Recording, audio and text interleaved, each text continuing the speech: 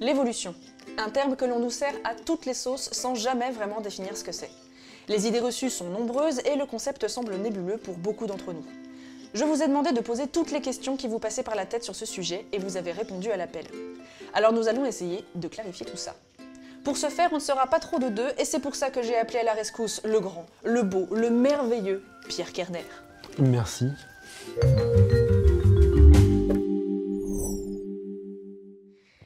On va commencer tout de suite dans le vif du sujet avec une question de petit lait qui est fort à propos.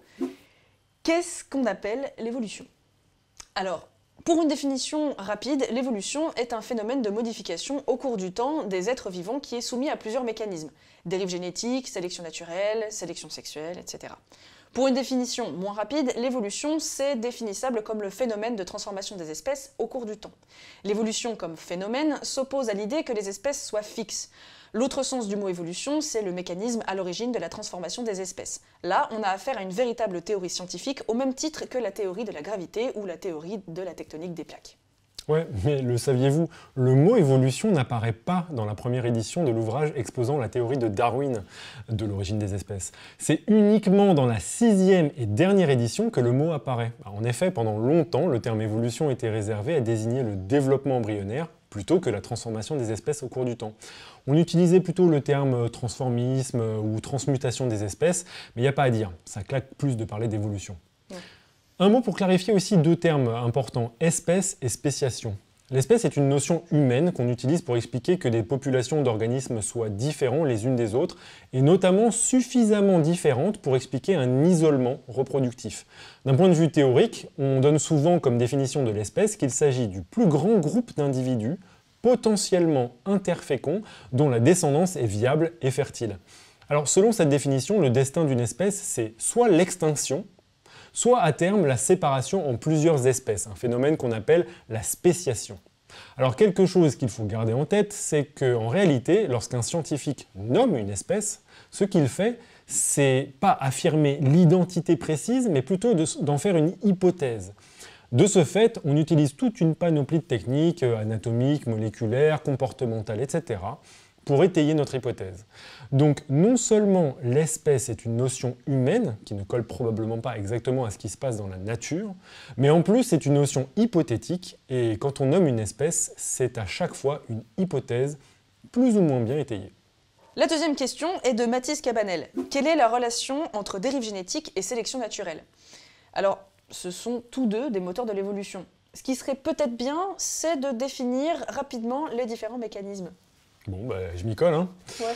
D'un côté, pour expliquer que les espèces se transforment, Darwin propose un mécanisme appelé la sélection naturelle, et qui se traduit simplement par un succès reproductif différentiel dans une population. Ouais, c'est un peu compliqué. En gros, toute population présente des individus avec des variations et qui peuvent être transmises à la génération d'après.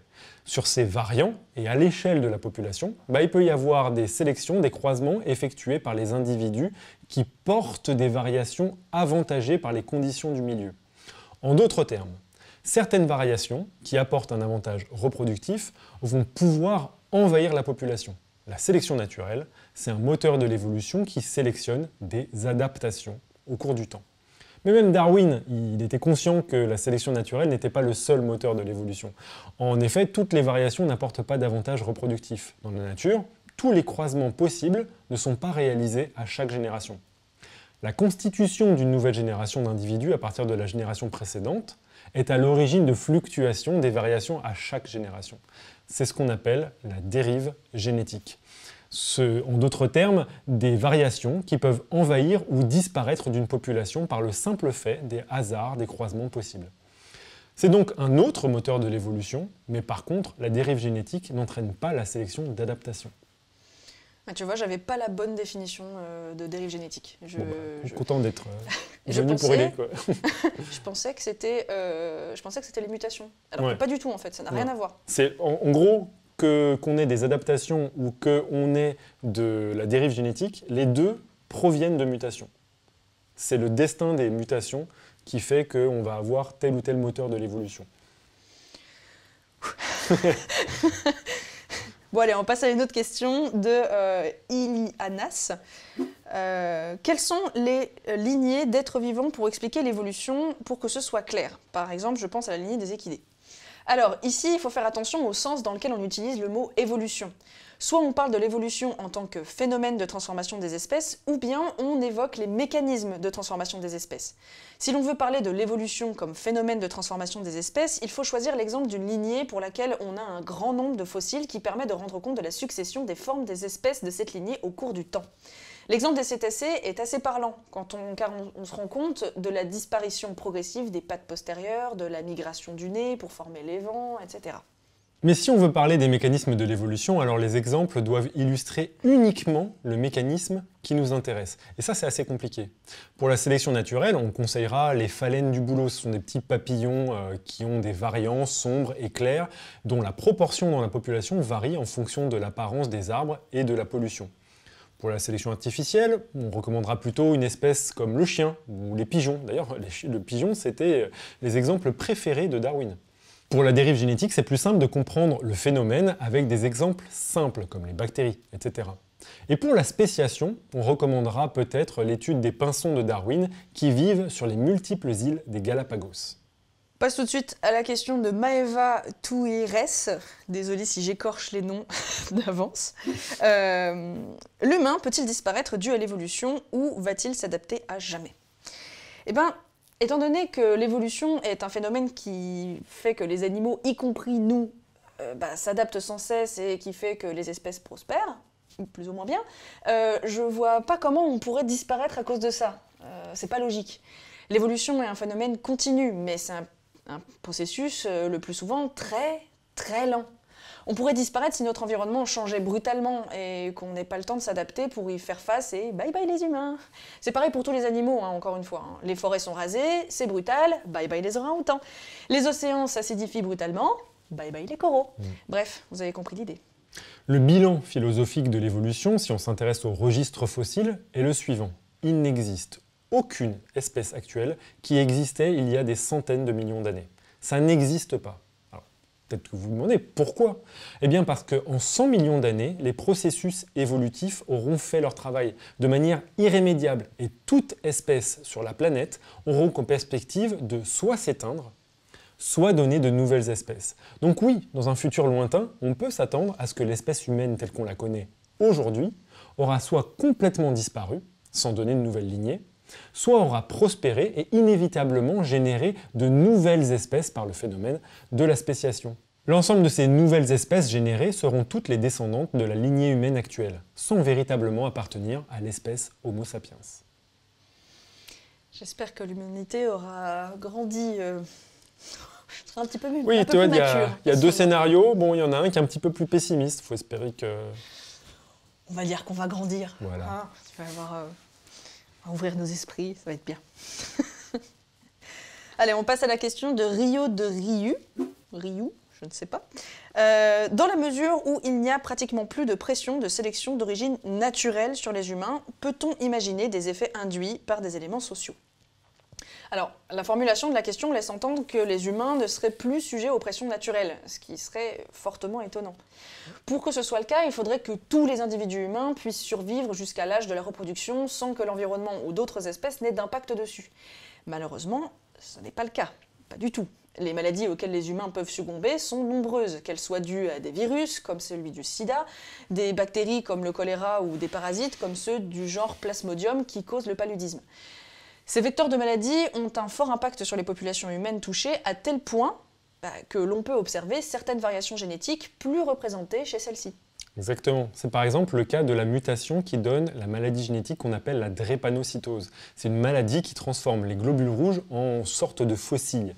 Eh bien, si des individus qui portent deux gènes mutés donnant la drépanocytose sont en piteux état, ce n'est pas le cas de ceux qui portent un seul gène et qui ont une espérance de vie accrue face justement à l'agent de la malaria. Mais bon, ce n'est pas parce que la sélection naturelle fait toujours son office sur l'espèce humaine que les autres mécanismes de l'évolution ne sont pas actifs non plus.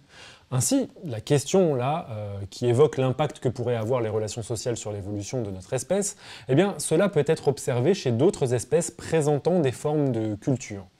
L'incompatibilité sexuelle générée par l'appartenance à un groupe social particulier, par exemple, pourrait tout à fait peut l'imaginer, entraîner des phénomènes de spéciation, mais alors sur le très très très long terme. Ouais, c'est vrai que ça prend beaucoup de temps, parce que mine de rien, Homo sapiens est extrêmement jeune. Voilà. Ouais. Donc, les différences, parce qu'il y a des différences entre certaines populations, certaines qui, voilà, ne serait-ce qu'entre les Européens ou d'autres qui vivent sur une île en plein milieu du Pacifique. On n'a pas le même environnement, on est plus ou moins adapté à ça, mais on est toujours des Homo sapiens. Mais du coup, est-ce qu'on peut considérer que ces petites différences entre les populations, c'est un début de spéciation future ou quelque chose comme ça? Il faudrait que justement ces mécanismes-là soient pérennes dans le temps.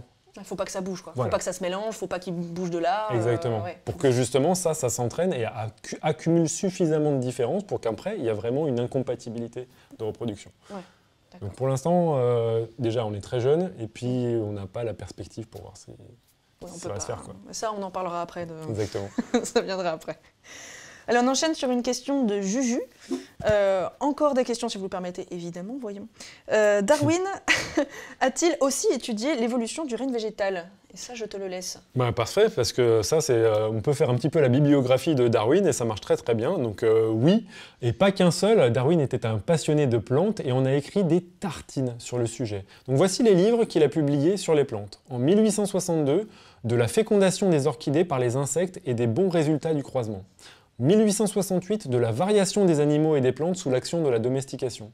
1875, les plantes insectivores. 1875 encore, une année faste, les mouvements et les habitudes des plantes grimpantes.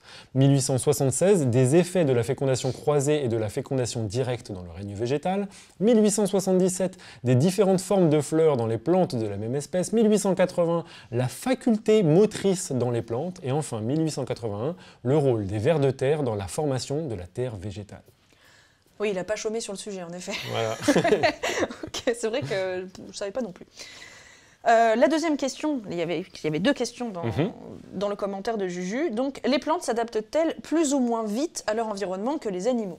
Alors, c'est une question fascinante qui amène à comparer beaucoup de choses entre plantes et animaux. Mais pour faire court, il y a tellement d'espèces de plantes et tellement d'espèces d'animaux différents qu'on est assez certain de trouver des cas particuliers d'espèces évoluant plus ou moins vite dans chacun des deux groupes. Mais un aspect de la biologie des plantes qui, en effet, peut faire la différence entre les plantes et les animaux, c'est le fait que les plantes peuvent se reproduire de manière sexuée et asexuée. Mais il y a aussi des animaux qui le font. Voilà, donc voilà. Allez voir. J'ai déjà fait un épisode dessus. Sur les pucerons, c'est ça? Oui, par exemple. Non, d'accord. Très bien. Il y a des pucerons, par exemple, qui font ça, et puis il y en a plein d'autres. Bref, allez voir cet épisode, il est bien. Mais en effet, ça peut faire la différence chez les plantes. Voilà. Adrien nous demande, a-t-on une idée de ce à quoi ressemble Lucas? Bonne question. En 1977, Carl Woese montra par des analyses moléculaires que les organismes vivants actuels appartiennent à 3 grands domaines. Les eubactéries, les archées et les eucaryotes. L'unicité du code génétique suggérait l'existence d'une cellule ancêtre commun, universelle aux archées, aux eubactéries et aux eucaryotes. Cet ancêtre commun hypothétique des 3 grands domaines du vivant fut nommé Last Universal Common Ancestor, tu peux apprécier mon anglais, LUCA, et d'ailleurs c'est un acronyme qui rappelle en clin d'œil Lucie, la fameuse australopithèque. Donc LUCA, ce serait l'espèce dont proviendraient toutes les espèces vivantes actuelles par descendance avec modification. Mais alors, contrairement à ce qu'on pourrait penser, LUCA n'est pas le premier être vivant, pas du tout. C'est celui dont est issue les seules formes de vie cellulaire qui existent encore aujourd'hui. Donc, comme pour n'importe quel ancêtre éloigné, on ne peut malheureusement pas dire exactement à quoi ressemblait Lucas, mais on peut en dresser une sorte de portrait robot plus ou moins fidèle à la réalité. Alors malheureusement, pour un organisme unicellulaire, ce portrait robot n'est pas particulièrement affriolant, puisqu'on va essentiellement déterminer quelles étaient les molécules qui composent sa membrane, son contenu, ses capacités métaboliques. Donc voilà, si je vous dis que Lucas avait très certainement une ATPase dans sa membrane pour lui permettre de stocker de l'énergie... C'est très joli une ATPase. Voilà, mais je ne sais pas si c'est susceptible de vous passionner. Bon, voilà. Une question encore de petit lait. Pourquoi parle-t-on de théorie de l'évolution? Est-ce qu'après avoir annoncé que la Terre était plate au centre de l'univers, que les objets lourds tombaient plus vite, que les mouches avaient 4 pattes, les intellectuels seraient-ils devenus frileux quant à établir qu'il s'agit d'un fait, ou laissent-ils place à d'autres théories moins connues? Je peux me permettre une interruption tout de suite. Les mouches ont 6 pattes. Bah évidemment. Qu'est-ce qu'il raconte, le mec? C'est pour dire que, oh là là, les scientifiques se sont trompés. Et c'est pour ça qu'on utilise le mot théorie. Genre, ah, en théorie, c'est des pincettes. Okay. Sauf que du coup, en fait, il va falloir définir des petites choses, en fait. Okay. D'abord, on va commencer depuis le début. Qu'est-ce qu'une hypothèse ?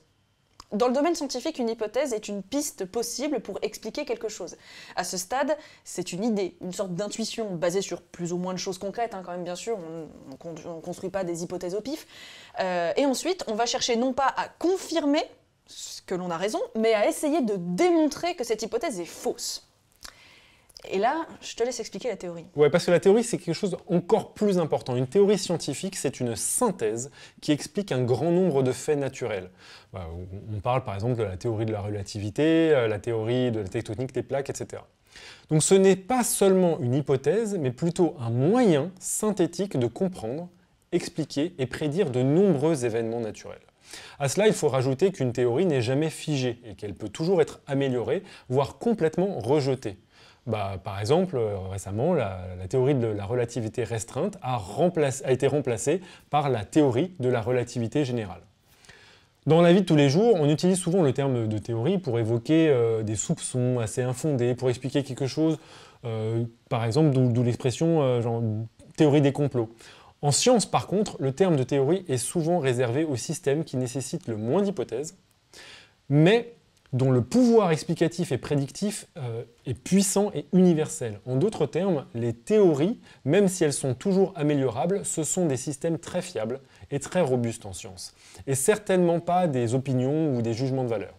Et pour en remettre une couche, il ne faut pas confondre l'évolution dans le sens le fait que les espèces se transforment, avec la théorie de l'évolution. Ce sont deux choses différentes. La théorie de l'évolution, c'est le cadre explicatif pour élucider justement comment les espèces se transforment.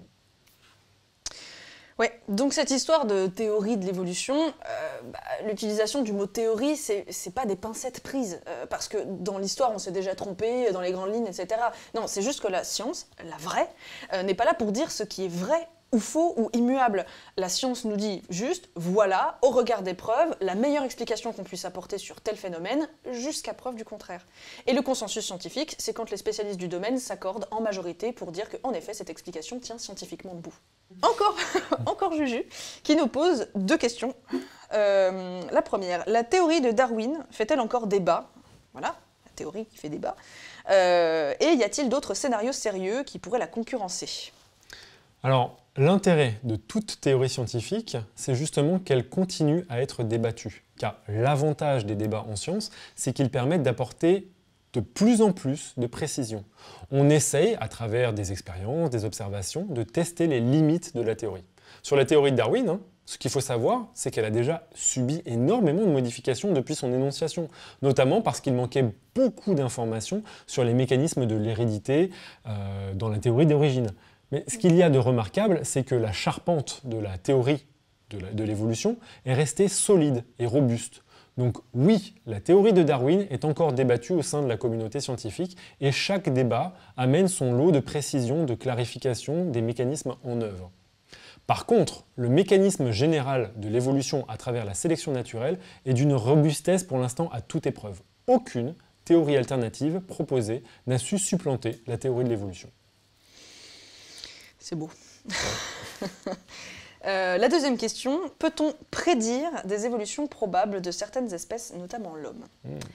Alors, le souci avec ce genre de questions, c'est le cadre temporel. L'évolution est un phénomène généralement très lent, qui se déroule le plus souvent sur des millions d'années. Prédire l'évolution, ça reviendrait à identifier toutes les modifications du milieu qui auront lieu successivement sur ces millions d'années, et même ça suffirait pas, parce qu'il faudrait aussi se demander quelles sont les compositions des niches écologiques, et donc quelles sont les autres espèces autour de celles qui nous intéressent. En clair, je suis désolée, mais c'est ultra dur, voire impossible, il y a beaucoup trop de paramètres hasardeux. Donc bon, voilà... deviner l'évolution d'une espèce dans le futur semble imprévisible. On continue sur le thème de la théorie de l'évolution avec une question de Arcchance. Quels sont les grands challenges actuels de la théorie de l'évolution? Et peut-être qu'il y a des choses que la théorie explique mal ou pas. Alors pareil, je te refile le bébé. Ok, pas de problème. Comme dit précédemment, les chercheurs qui travaillent sur la théorie de l'évolution sont le plus souvent amenés à préciser certains aspects encore obscurs des mécanismes de l'évolution, plutôt que de remettre en question le cadre robuste de la théorie énoncée par Darwin. En fait, personne n'arrive à contredire rigoureusement le fait que la sélection naturelle peut intervenir pour transformer les espèces au cours du temps. Mais ce qui intéresse les théoriciens de l'évolution, c'est d'essayer de clarifier tous les types de mécanismes évolutifs pouvant intervenir dans la transformation des espèces. Par exemple, pendant le XXe siècle, les ajouts théoriques à la théorie de l'évolution concernaient donc surtout les mécanismes de l'hérédité, grâce notamment à la découverte de la dérive génétique et du neutralisme. Le fait qu'à l'échelle d'une population, des variations génétiques pouvaient disparaître ou envahir la population sans aucune sélection naturelle, par le simple fait du hasard, des croisements et des reproductions, ça, Darwin n'y avait pas pensé. Aujourd'hui, les plus gros enjeux pour peaufiner la théorie de l'évolution, c'est tout d'abord d'essayer d'unifier toutes les branches de la biologie qui sont concernées par l'évolution. L'embryogénèse, le fonctionnement des écosystèmes, la biologie des génomes, etc. Et puis, il reste encore beaucoup de choses qu'on n'arrive pas totalement à comprendre du point de vue des lois de l'hérédité. Notamment, tout un pan de la biologie s'intéresse à des caractéristiques héréditaires mais qui ne sont pas codées dans l'ADN. Il y a ce qu'on appelle l'épigénétique, qui sont les molécules qui décorent l'ADN et qui peut jouer un rôle dans l'hérédité de certains caractères. Mais on peut aussi parler d'hérédité culturelle, tout à l'heure on en parlait, ou encore la facilité avec laquelle beaucoup d'espèces peuvent échanger du matériel génétique. Bref. La recherche sur la théorie de l'évolution est loin d'être terminée. C'est ça qui est beau. Sinon, je serais au chômage. Alors bon. On va peut-être chercher encore un peu alors. Gravity Bell nous pose la question. Le darwinisme et le lamarckisme présentent deux théories divergentes du monde vivant. Un avis? C'est ma question. Bravo pour le live, très sympa. Merci à tous. Je suis très intriguée par l'ornithorynque. Je vais y venir. L'ornithorynque, je vais y venir. Et merci pour les compliments et tout. Alors. Avant que Darwin n'apporte sa théorie à la science, c'est celle de Lamarck qui marchait le mieux. La principale différence entre les deux, c'est que Lamarck expliquait l'évolution par une loi de l'usage et de non-usage, alors que Darwin, lui, l'explique avec la sélection naturelle. Le lamarckisme théorise donc qu'un organe est modifié que son usage soit intensif ou très peu sollicité par un animal en développement et que ses caractéristiques acquises soient transmises à la génération suivante. Pour prendre un exemple concret et ultra connu pour expliquer cette idée, c'est celle de la girafe. Pour Lamarck, les longs coups de ces animaux seraient le résultat sur plusieurs générations de l'effort des girafes pour atteindre les feuilles les plus hautes. À force de tirer dessus, leur cou se serait étiré et cette modification serait alors transmise à la génération suivante qui, elle aussi, a fait le même effort, menant progressivement à des descendants avec un cou toujours plus long et plus fort. Le lamarckisme évoque alors un mécanisme intentionnel, avec une finalité. La girafe veut manger, elle tire sur son cou, le cou s'allonge pour atteindre ce but. Alors que chez Darwin, ce caractère s'explique par le fait que les individus qui avaient un cou plus long avaient plus de chances de survivre et donc d'avoir plus de descendance, à qui ils ont transmis ce caractère. Bon, le cou de la girafe, apparemment, c'est pas qu'un avantage pour manger les feuilles des arbres, mais bon, ça c'est encore autre chose. Qu'est-ce que j'en pense? Bon, déjà, c'est la théorie de l'évolution de Darwin qui fait consensus, donc je me range à l'avis de ceux qui sont spécialistes du sujet. Mais au-delà de ça, avec les connaissances que j'ai de la génétique, c'est pas parce que quelqu'un tire sur son bras droit toute la journée et qu'il finit par avoir un bras plus long que l'autre à force, ce dont je doute fortement quand même, il va pas inscrire cette caractéristique dans son ADN. Son ADN bouge pas, lui. Donc si cette personne venait à avoir un enfant, il ne lui transmettrait pas le fruit de son dur labeur. Enfin, ça n'a pas de sens à la lumière de ce que je sais, en tout cas. Et puis, on peut parler encore plus du lamarckisme, qui a été souvent résumé par l'idée de l'hérédité des caractères acquis, c'est ce que tu as expliqué. Oui. Mais la théorie de Lamarck était plus vaste, et malheureusement, ce n'était pas à son avantage, parce qu'il avait ainsi rajouté la génération spontanée dans sa théorie pour expliquer l'émergence de formes de vie qu'il jugeait simples. Et il était... Comme les mouches, les vers voilà, c'est ça, genre, dans la viande, génération tu mets un spontanée. peu un bout de steak, et hop, soudain, tu vas avoir des asticots à l'intérieur. Donc non, malheureusement, c'est pas comme ça que ça marche, la biologie. C'est bizarre. Voilà. Il était aussi un fervent défenseur d'une classification des espèces, non pas selon leur parenté, mais selon leur degré de complexité. Ce qui ne marche pas, encore une fois. Finalement, c'est sur l'hérédité des caractères acquis qu'il s'est peut-être le moins planté. En effet, les recherches en épigénétique, ou sur certains mécanismes ayant lieu chez les bactéries, laissent penser que ce genre d'hérédité peut avoir potentiellement lieu dans certains cas. Mais cette hérédité ne peut que se superposer à celle dont on a clarifié le fonctionnement, et ce depuis plus de 50 ans maintenant. On passe à la question de Adrien, qui nous dit « A-t-on une idée de ce à quoi ressemble Lucas ?» Donc on en a déjà parlé du coup. Quelles sont les différentes théories de l'évolution qui sont le plus plausibles, mis à part le darwinisme, enfin s'il en existe? Bon, on a déjà un peu abordé le sujet, hein, donc, mais c'est vrai qu'il y a des choses, nous on parle des choses qui tiennent la route scientifiquement, mais il y a des théories, des idées. Des explications, c'est ça que tu veux dire? Ouais, des explications. En fait, on peut toujours trouver des explications. Le truc, c'est est-ce que c'est des théories scientifiques? Par exemple, on a le créationnisme qui explique que toute la création, c'est-à-dire tous les animaux, les plantes, les bactéries, tout ça, c'est apparu il y a 7000 ans? 6000 ans. 6000 ans. 6 ou 5000 ans, je me rappelle Voilà. bien. Et que c'est fixe, ça n'a pas bougé. Ouais. Donc déjà, ça contredit le fait de l'évolution. Quelque chose qu'on a documenté en regardant les fossiles, quelque chose qu'on a documenté en regardant des espèces actuelles. Ça ne tient pas la route déjà en termes de confrontation avec la réalité. Oui. Donc ça ne peut même pas frôler l'idée que ce soit une théorie scientifique, malheureusement. Et puis en plus, les gens qui croient véritablement, parce que là il s'agit clairement d'une croyance. Oui, c'est ça. Parce que la théorie de l'évolution, on n'y croit pas. C'est vérifié, mais ce n'est pas une croyance. Voilà. La croyance du créationnisme, souvent les gens se basent sur le fait oui, mais on ne la voit pas. On ne voit pas que ça a évolué, machin. Pourtant, il y a des choses il y a des preuves concrètes. Alors, tout à l'heure, je disais que l'évolution est un processus extrêmement lent, etc. Oui. Ouais. Il y a de rares cas, on peut voir, peut-être pas une évolution véritablement, mais une adaptation extrêmement rapide. Comme par exemple, j'ai fait l'épisode sur les mouches et le grillon, donc avec la mouche parasitaire qui vient parasiter les grillons rien qu'en les entendant, et du coup, les grillons sont devenus muets. Ouais. Ça, c'est une adaptation, et c'est une preuve.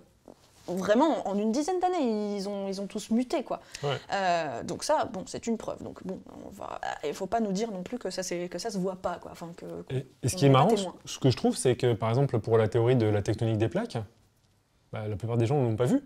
Oui. Et généralement, ils sont pas choqués, tu vois.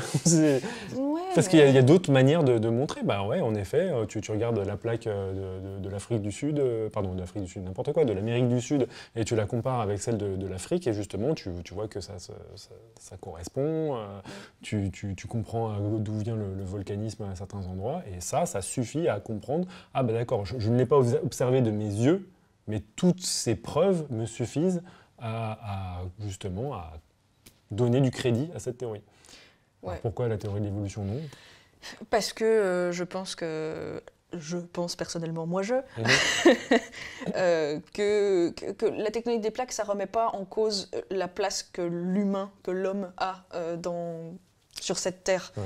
Alors que l'évolution, on est des animaux comme tout le monde, ça fait bizarre. Ça chatouille. Ça chatouille un peu, ça fait mal à l'ego, quoi.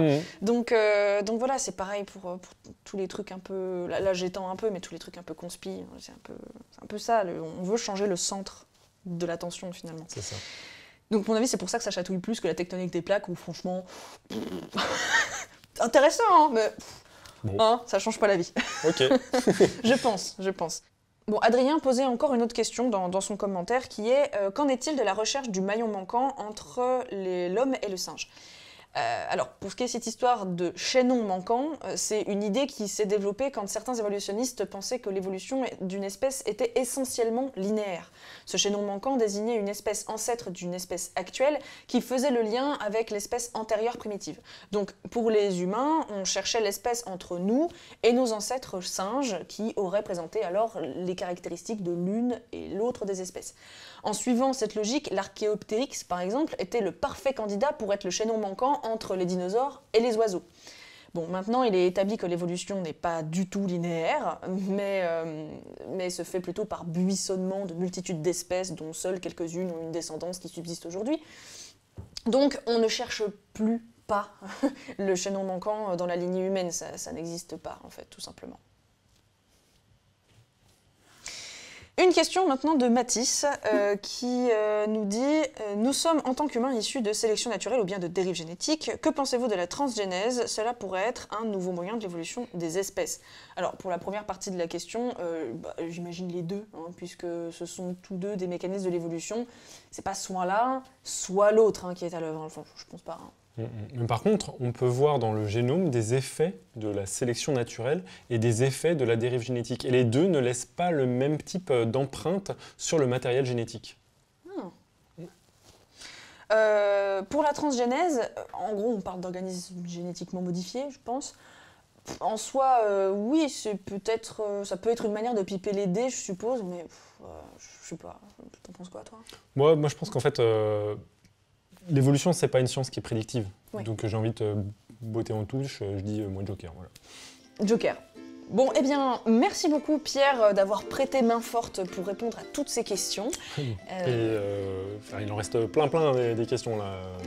Ouais, mais en fait, j'avais prévu de faire qu'un seul épisode, et puis c'est déjà bien balèze en termes d'informations, et puis c'est long, donc voilà quoi, je sais pas. On a qu'à en faire 2. Ok, alors on se retrouve très bientôt pour la deuxième partie de cette FAQ de l'évolution. On abordera vos questions qui portent sur des cas un peu plus précis. En attendant, laissez un pouce vers le haut si vous avez apprécié cet épisode, et surtout abonnez-vous pour ne surtout pas louper la suite. À bientôt. Ciao.